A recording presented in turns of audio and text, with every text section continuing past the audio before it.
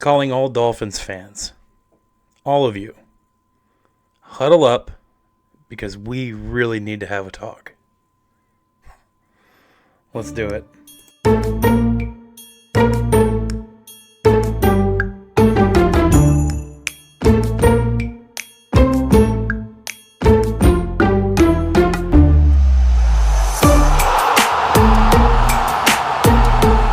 Guys and gals, thank you for coming and checking out my channel. I appreciate it. I'm humbled by the amount of views that I am getting, even from this little itty bitty channel. It's a lot of fun doing this.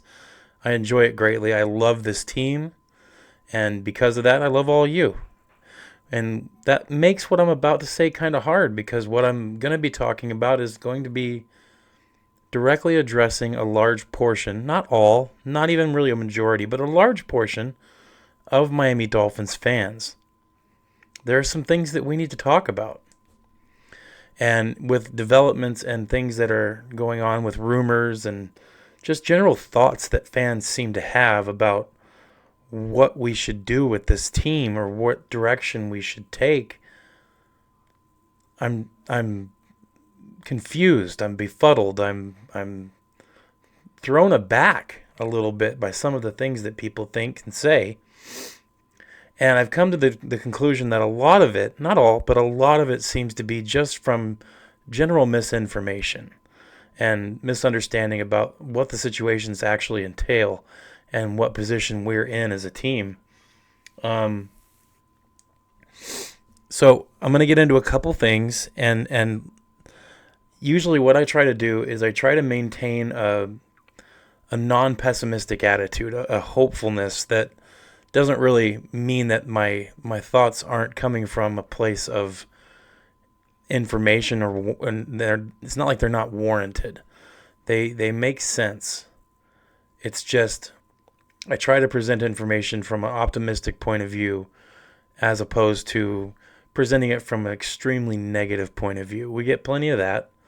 There's places we can go to watch people have meltdowns on the internet. My channel's not really like that. I'm covering the Dolphins with facts, but I'm also sharing my opinions too. And when I do that, I try not to discount anybody else's opinions. And when I say I truly love all of you, I do. I love every single one of you who come in here and check out my channel. Whether you agree or disagree, I do. I'm grateful for each and every one of you. But when I'm not, maybe not so much on my channel, but when I go and look at other channels, some other channels, and other people commenting, and just some of the things that are said, I've got to lay some things out here. Number one, yes, we're making this money work that we have for this team, but we don't have a lot of money. We don't have the ability to go make the big splash signing. We can't go and get the number one rated, fill in the random position you can think of. We can't do that. We can't get number one rated players in free agency right now. We just don't have that kind of money. So what we need to do is be looking for affordable solutions. And sometimes when you look for an affordable solution, you have to take risk along with that player. And risk in the NFL usually is in the shape of injury. So sometimes when people say, oh, it's Chris Grier, he's going to look for the injured guy. Well, right now he doesn't really have that much of a choice.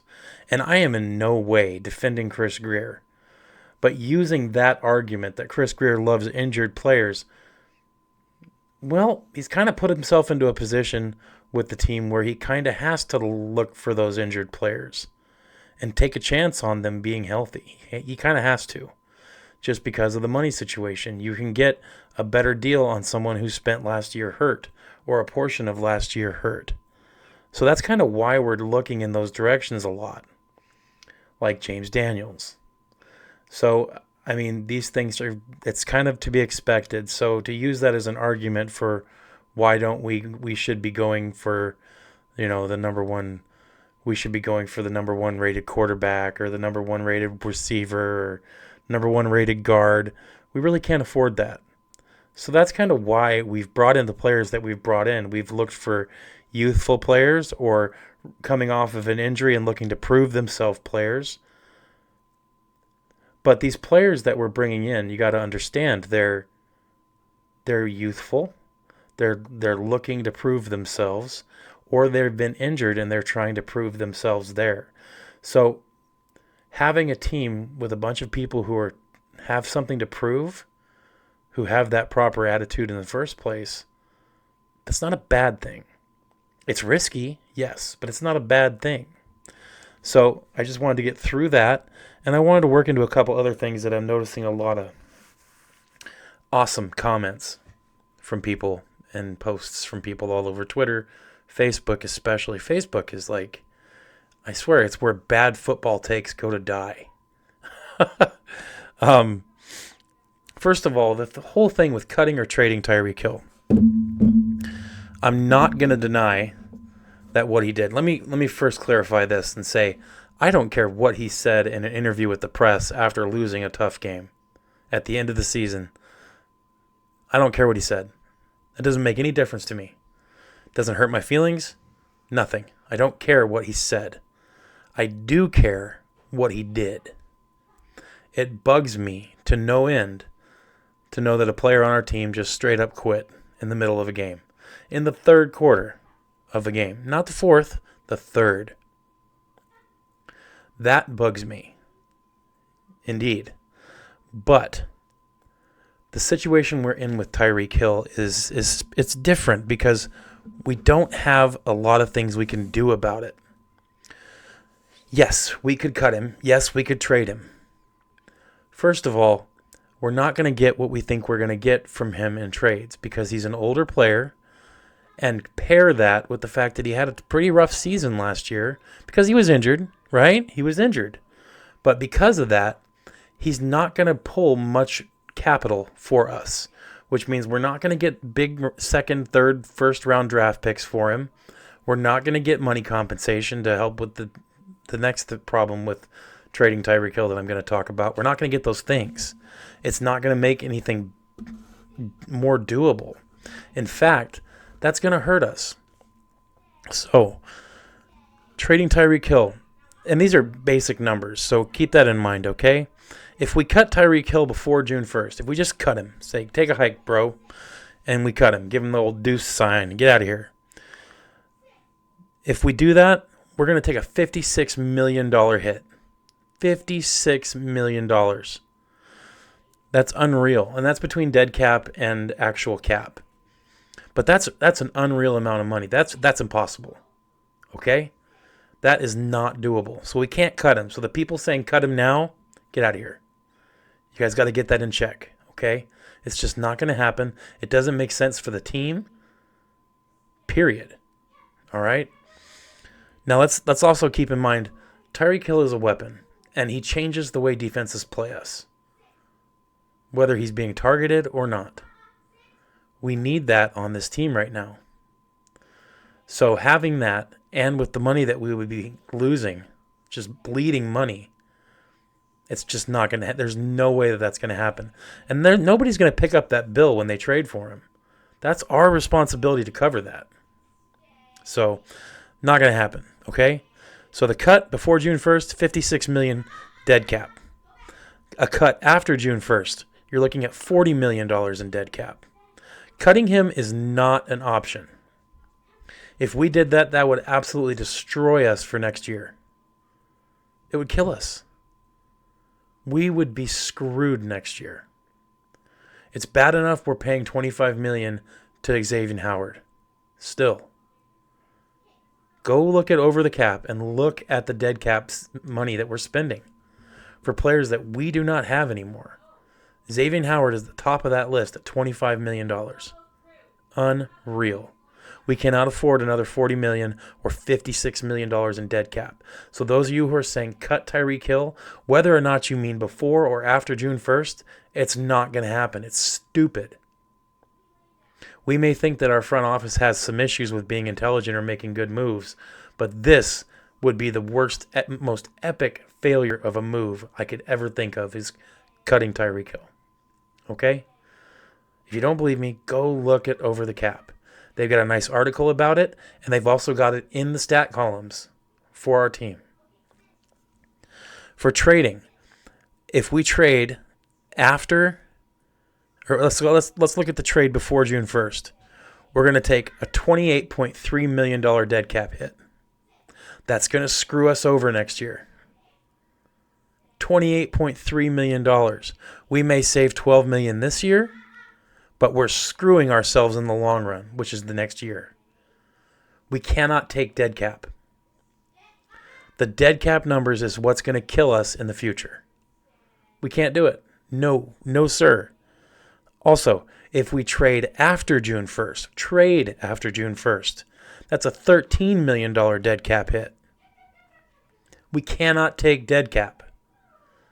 Dead cap is kind of the reason we're in the situation right now. And if you go look at over the cap, you'll see all the dead cap that we're paying right now. All the players that are not on our team that we're paying for. We cannot add any more money to that. You think $13 million isn't a big deal because you're looking at it next to $56 million. But $13 million is a ton of money. That's a starter on average. We're screwing ourselves by entertaining the idea or speaking the words that we need to trade or cut Tyreek Hill. We can't do it. Next year, after this season coming up, all those numbers almost all the way go away. It's minimal. Next year is the year to trade or cut Tyreek Hill, not this year. Also, the other part I wanted to talk to you all about this on is if we let him play this year, I guarantee you this year is going to be a good year for Tyreek Hill. This is going to be a good one for him. Not, 1,900 yards or 2,000 yards. I don't think that's going to happen. But I think it's completely logical to say you're looking at probably a 1,400 or 1,500 yard season out of Tyreek Hill this year coming up. If he can pull that, if he can pull over 1,000 yards, his trade value will actually go up. Yes, he's another year older. But if he goes through a successful year of no BS and works hard and plays well, now that his hand's all surgically repaired and healed up, if he does that, he's going to have way more trade capital next year. So it makes more sense next year to trade him financially and as far as the team goes non-financially, just as the team itself. We would get more capital back in the form of trade or in the form of draft picks. Next year, if he plays well, that following offseason, if we trade him, we might be able to get a second or probably a third round pick. This year, you're looking at maybe a 5th, 6th, 7th round picks for him. Maybe 1 or 2. That's all we're going to get for Tyreek this year. He's coming off an injury. He has something to prove now. A couple things to prove. He's got to prove that he's not a quitter, and he's got to prove that he's not injury prone. So if he does that, this is the chance for him to do it. So next year is the year to cut, trade, or whatever Tyreek Hill, not this year. So please, we all need to stop entertaining these rumors. Okay, let's talk about the next little bit. Shedeur Sanders. I think he's going to be a good quarterback in the league. I do. Do I think that if he's at 13 that we should pick him up? That we should draft him at 13 if somehow he ends up being there, like Adam Schefter suggests? Absolutely not.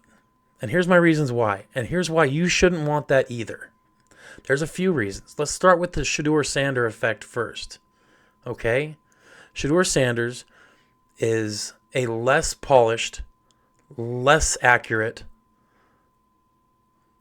let's just say he's less accurate and he's a less polished version of Tua Tagovailoa. Am I saying anything bad about Tua? No. But I'm saying if you're thinking that picking up a less polished version of Tua in the 13th pick, if you think that's a good idea, I don't understand your logic. Yes, Tua has some injuries that he needs to work through. Yes, he's got some proving to do. But so does Shedeur Sanders. Shedeur Sanders is probably one of the biggest risk takers when it comes to awareness in the pocket that I've ever seen. He takes some of the gnarliest, nastiest hits And he does this often, very often, more so than Tua does. Now, your next argument is going to be, well, he's tougher than Tua. Yeah, we'll see about that when he gets into the NFL. We'll see how tough he is when he continues playing the way he plays right now in college.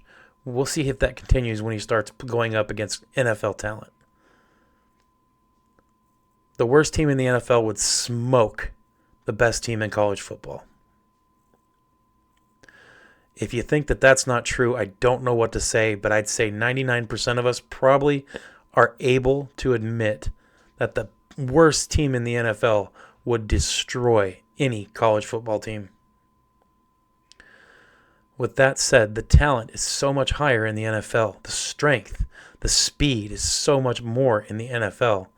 If Shedeur Sanders takes the hits that he's been taking in college in the NFL, he's going to be injured more than Tua. Nobody can deny that he is an accurate quarterback and he is good at processing the game, just like Tua. He is a version of Tua, just less polished, less experienced. And if we ended up plugging him in to our team, we would see a lesser result than we would see with Tua. So, that whole thing about Shedeur Sanders, it's got to be a joke. Nobody could really, really, truly think that we should use our 13th pick on that. That's the comparison of quarterback for quarterback. Let's look at the other reasons why that's an absolutely horrible idea. So, the other view is this is a bad idea because of our needs on this team and what we have ahead of us. We have the draft coming up. We have 10 picks. Realistically, we have the first round, the second round, the third round, and the fourth round. That's 5 picks in the first 4 rounds. We have those 5 picks to hit on 3 to be starters or immediate massive contributors. We need 3 immediately. We need 2 linemen, and we need a cornerback. Cornerback, not quarterback. A CB. We also kind of need a safety. We got to hit on those in those first 4 rounds, those first 5 picks. We cannot be wasting one of those picks on a quarterback. We cannot waste one of those picks on Jackson Dart in the third round. We cannot waste those picks on those players. We can't use our first round draft pick on Ashton Gianti. As much as I like him as a running back, that would be a huge, monumental mistake. We need to address the positions that we have issues with. And this draft, while it may line up with best player available, we need to take advantage of that and not draft players that just look pretty. Oh, that might be kind of cool, having that running back or that wide receiver or that quarterback. We don't need those positions in the draft. Our needs are very simple. Cornerback, defensive tackle, interior lineman, offense. Not maybe a safety. Those are our needs, and we have to hit on those. We don't have time to look at quarterbacks and running backs. Maybe in the 5th, 6th, or 7th round. But using that 13th pick on Shedeur Sanders is an absolute monumental mistake. Also, if Shedeur Sanders is there at 13, you can believe there are at least 5 or 6 teams that would be wanting to trade with us immediately. I guarantee you if Shedeur Sanders is there at 12 and the 12th team does not pick Shedeur Sanders, our phone is going to be ringing off the hook at the Dolphins' desk with teams wanting to trade. And we should trade down if Shedeur Sanders is there at 13. We should not draft him. That would be an epic failure on the front office of the Miami Dolphins. Epic. We should trade down if that happens. And only if that happens. If somebody wants Shedeur that badly at 13, we should let them trade with us because we will get the most amount of vital picks for it. That's what needs to happen. Taking him for this team, taking Shedeur Sanders, is a monumental mistake. Now, also, I want to add this little note. This is more of an opinion, but prove me wrong. Prove me wrong on this. The same people who want Tyreek Hill gone because of his attitude and his ego, those same people are the same type of fan that want Shedeur Sanders at 13. Figure that out. Shedeur Sanders has one of the largest egos out of anyone in the NFL. Maybe not number one, but he's got one of the largest egos in the NFL for sure, let alone the draft. I'm trying to be as blunt as I can about this. There is a certain amount of hypocrisy in that thought process of wanting Tyreek Hill gone, but saying drafting Shedeur Sanders at 13 would be a good idea for this team. We don't need another circus. We don't need that. Shedeur Sanders will be a circus, a media circus, a frenzy.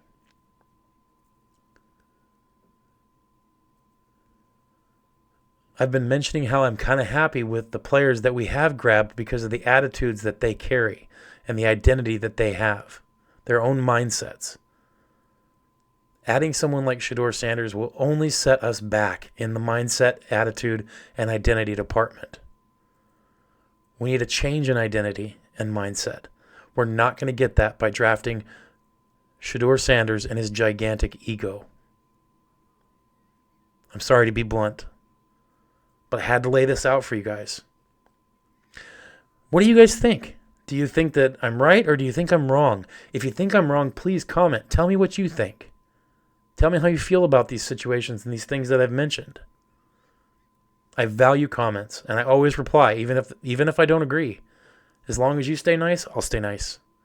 And I'll reply to everything. Comment, share, tell your buddies to come watch the video. Chime in what they think. Tell them to chime in. I want to know. So that's all I got today. I just wanted to share that with you. I wanted to call this huddle, and I wanted to make sure that most of us are on the same page with the needs that we have and the focus that we need to carry through this. We'll see. See what happens, I guess. It is Chris Greer. You never know. Thanks for watching. I appreciate each and every one of you, and I'm grateful to have you here. In the midst of all this, as we build up to the draft, stay hopeful if you can, and fins up.